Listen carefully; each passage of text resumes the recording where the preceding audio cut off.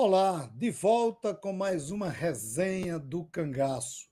Toda sexta-feira, 18 horas, um papo sobre um assunto, sobre um personagem, sobre um lugar de memória que envolve o tema cangaço ou áreas afins, como religiosidade popular, coronelismo, as volantes, que todos esses sujeitos fazem parte de um cenário do sertão do Nordeste brasileiro, do final do século XIX, primeira metade do século XX, que marcou a nossa história.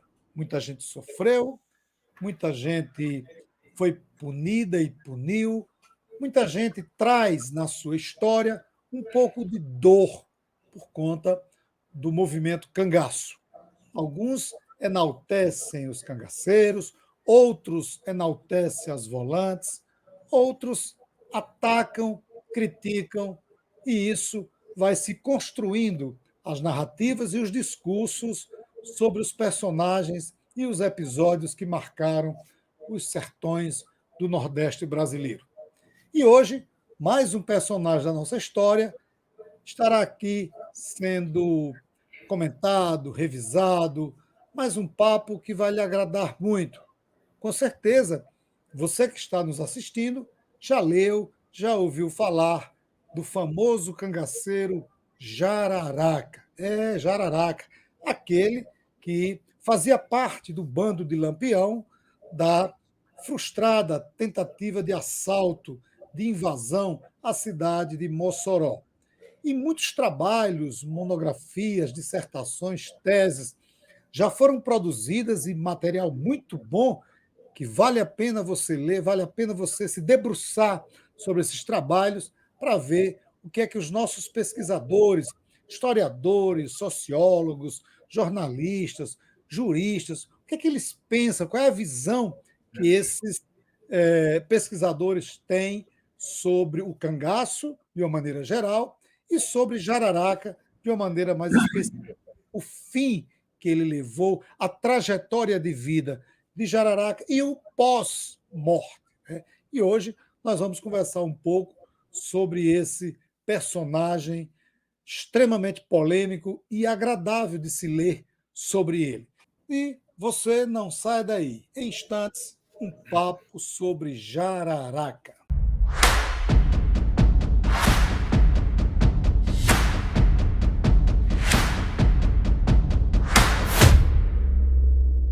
No programa de hoje, nosso convidado é Cid Augusto, da Escócia Rosado, mais conhecido e carinhosamente por Cid Augusto.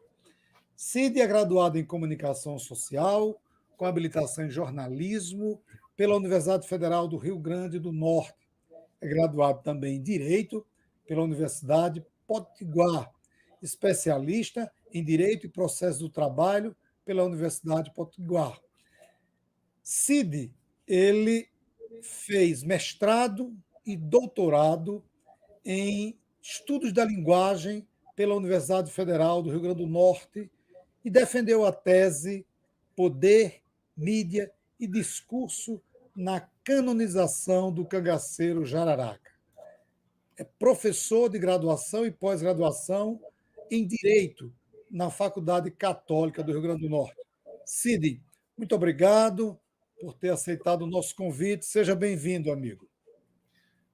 Olá, Lemuel. O prazer é todo meu, um privilégio estar aqui no Resenha do Cangaço. Eu deixo de saída minha saudação a você e aos telespectadores do programa. Cid, como foi o seu primeiro contato com o tema do cangaço? Lemuel, eu acho que a exemplo de todo mundo que nasce em Mossoró, a gente nem lembra qual foi o primeiro momento, né? Porque a gente já nasce imerso nessas histórias da resistência de Mossoró ao ataque do bando de Lampião. Então, posso lhe dizer que eu já nasci assim meio seduzido, fui crescendo seduzido por isso, inclusive nas visitas ao cemitério para olhar o túmulo de Jararaca, ainda criança, né? Passando com algum parente, dizer, olha, ali é o túmulo de Jararaca.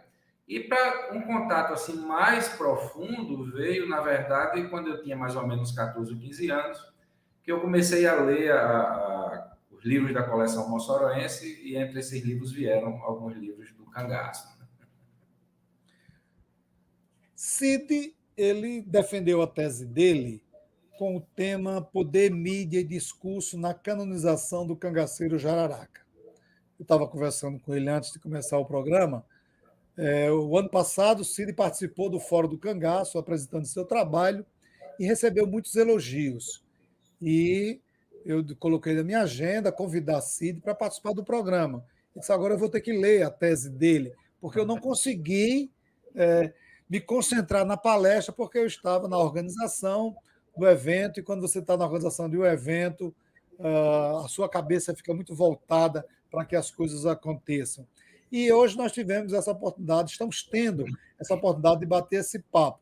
Cid, eu li seu trabalho e realmente é um trabalho de fôlego, é um trabalho consistente, não só do ponto de vista teórico e metodológico, mas também da forma como você constrói o seu texto. E tem uma parte que me chamou a atenção positivamente, que é quando você estabelece um jararaca para cada época.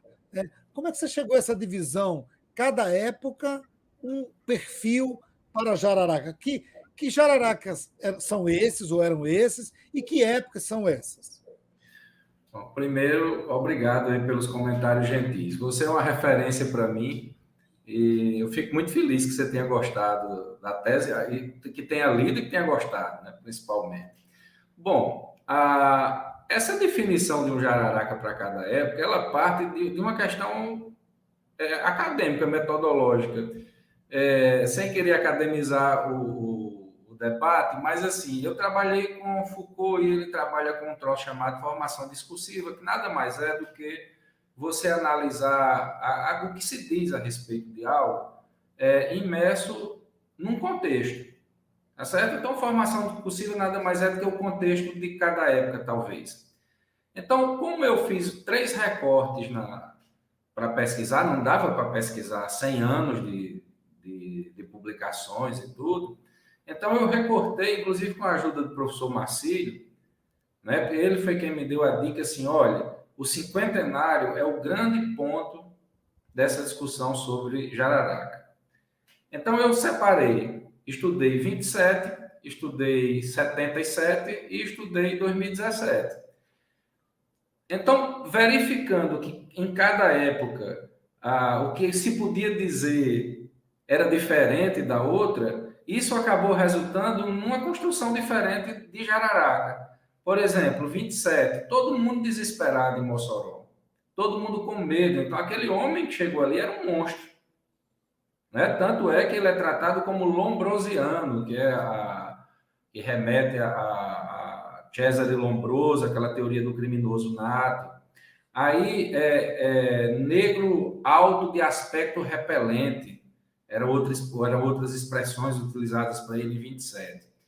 Em 77, quando se foi comemorar o cinquentenário da resistência, o clima já era completamente diferente. Ninguém tinha mais medo de cangaceiro, ninguém esperava mais. Então, o Jararaca não era mais aquela figura temida daquele primeiro momento. Já era uma pessoa que despertava mais curiosidade. Aliás, só despertava curiosidade, não despertava medo mais. Então, ele passou a ser tratado de uma forma menos cruel. Inclusive, aí vem a evolução do racismo, né? Que ele era tratado de negro alto, de aspecto repelente, de repente, em 77, ele já não era tão negro. A expressão que se usava era essa, não era tão negro, quer dizer, Jararaca passou por um processo de branqueamento. E a história do Lombrosiano, que foi a capa do jornal moçoroense, né, que tratava ele como Lombrosiano, Lauro da Escócia, que foi quem escreveu a matéria na época, ele escreveu um artigo em 77 dizendo não era Lombrosiano. Aliás, Jararaca já é tratado como um sujeito simpático que recebeu todo mundo lá na delegacia, deu entrevistas. Ele deu muitas entrevistas, ele era um grande falastrão. Ele falou muita coisa. E, inclusive, é outro ponto que eu chamo a atenção, que tudo que se escreveu sobre ele até hoje, sobre essa pessoa que foi morta em Mossoró, que se identificou como José Leite Santana, tudo foi dito por ele. Não tem nada assim que confirme o que ele falou. Enfim, essas entrevistas dele em 27 repercutiram também em 77 e repercutiram depois em 2017, que aí é o terceiro Jararaca, que ele já surge como vamos dizer assim, um patrimônio cultural de Mossoró.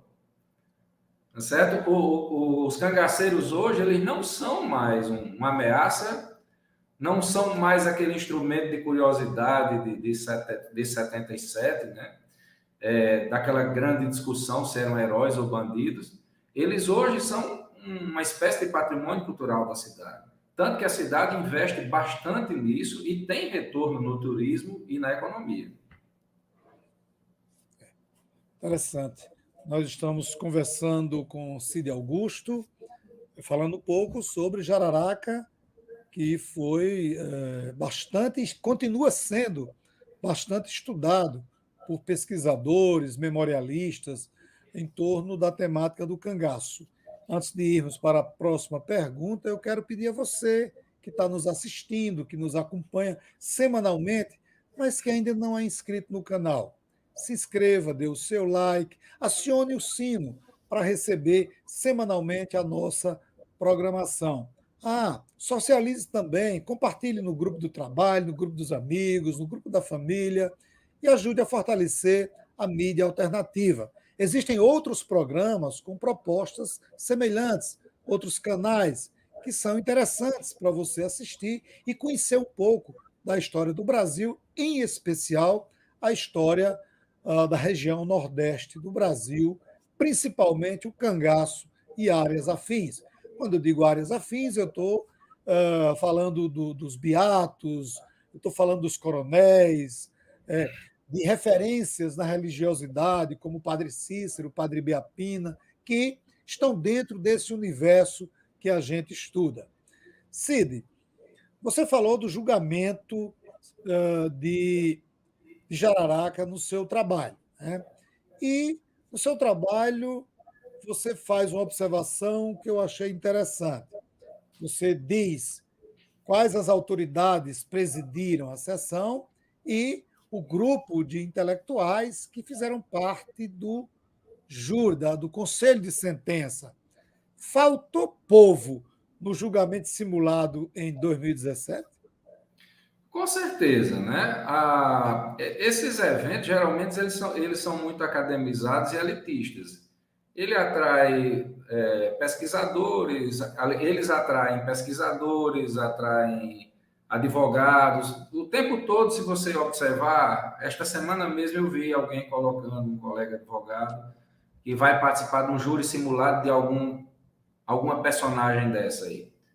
Tá certo? Então, isso geralmente fica muito nesse patamar de debate. A população ela não participa diretamente. Não é que a população não se envolva na discussão, ela se envolve, tanto é que ela tem uma participação importantíssima nessa construção que nós temos atualmente de Jararaca. Mas esses julgamentos, inclusive que houve de Jararaca, faltou povo, de fato. Nós temos muito o que falar, mas o nosso tempo também é curto e vamos para a nossa última pergunta. Quem é o responsável pela canonização entre aspas, né? O Jararaca ele não foi canonizado, né? Mas quem é o responsável pela canonização do Jararaca? A imprensa, a arte, através do cordel, do repente, ou o povo que visita periodicamente o túmulo de Jararaca? Eu me lembro de uma discussão no curso de jornalismo que um professor meu, chamado Ricardo Rosado, disse que chamou atenção para um detalhe: o mito é mais forte do que o herói. Né? O mito ele sempre se sobrepõe ao herói. Além dessa questão do cangaço em si, do cangaceiro ter se incorporado de tal maneira à nossa cultura que nós utilizamos os instrumentos do cangaço como instrumento de nossa nordestinidade, né? Além disso, no caso específico de Jararaca, nós temos outros elementos. Primeiro, ele próprio. O fato dele ter dado entrevista a todos os veículos de comunicação, de ter interagido diretamente, o tornou diferenciado para nós. Tanto é que outros cangaceiros foram mortos em Mossoró. né? Cochete, algum tempo depois, outros 3 cangaceiros foram assassinados e ninguém nem aparece, mas Jararaca aparece. Por quê? Porque ele deu entrevistas. Aí entra o papel da mídia, né? A mídia deu vazão a essa personagem. E nós não podemos deixar de fora também outros aspectos, como o segredo, o mistério que envolveu a morte dele e que criou uma série de lendas a respeito, né? Isso fez com que a história se difundisse, criasse também uma aura assim de que ele se arrependeu e foi recebido por Deus, por Nossa Senhora, né? Aquela história de que ele gritou "Valei de Nossa Senhora", que na prática nós não temos confirmação de absolutamente nenhuma dessas histórias. É verdade. Então, todo esse conjunto, o mistério, o silêncio, a religiosidade popular, a mídia, tudo isso, sim, a gente não pode deixar de fora também, você já tinha enfatizado, as manifestações culturais que adotaram os cangaceiros, né, como elemento central, e a política. A política utiliza o cangaço em Mossoró desde sempre. Não é uma coisa do cinquentenário, não. É desde a época que os cangaceiros são utilizados como elemento político. Muito interessante, né? Você observa que o tema cangaço, nós já vamos para quase 100 anos, né? Nos aproximando dos 100 anos da passagem do Lampião em Mossoró, e o tema cangaço ele ainda é presente. E não vai deixar de estar presente na história, na cultura e na política, como você colocou. Cid, eu sempre encerro nossas conversas pedindo para que o nosso entrevistado indique que obra você indicaria sobre o cangaço para quem está iniciando, quem gostaria de começar as leituras do cangaço? Quem você indicaria? Que autor, que obra você indicaria para aqueles jovens, ou até pessoas que não sejam tão jovens, estão entrando nesse universo do cangaço? Bom, se o foco for Mossoró e o cangaço, eu recomendo como ponto de partida Raul Fernandes e Raimundo Nonato da Silva, né? Que são os 2 livros clássicos, são bastante acessíveis. O de Nonato é até muito interessante, porque ele é mais documental. Então, para começar a entender o cangaço em Mossoró, eu indico esses 2 trabalhos. Muito obrigado, Cid, por sua participação. Obrigado a você que nos acompanha semanalmente. Estamos encerrando mais essa resenha, mas sexta-feira estaremos de volta. Uma novidade, hein? Em agosto, notícia boa para você. Estamos nos, nos últimas, nas últimas ações para que a gente possa confirmar e dar a notícia para você do que nos espera no Resenha do Cangaço para agosto. Muito obrigado. Cida, eu passo para você fazer suas considerações, amigo, antes de dar um tchau para o nosso telespectador. Lemuel, muito obrigado mais uma vez. É uma honra muito grande estar aqui participando do seu programa. Espero que a entrevista traga algo de construtivo para os amantes aí da literatura do cangaço, né, da pesquisa do cangaço, e me coloco à disposição de você e dos telespectadores para tirar qualquer dúvida. Ok. Muito obrigado a Cid, muito obrigado a você e até o nosso próximo encontro.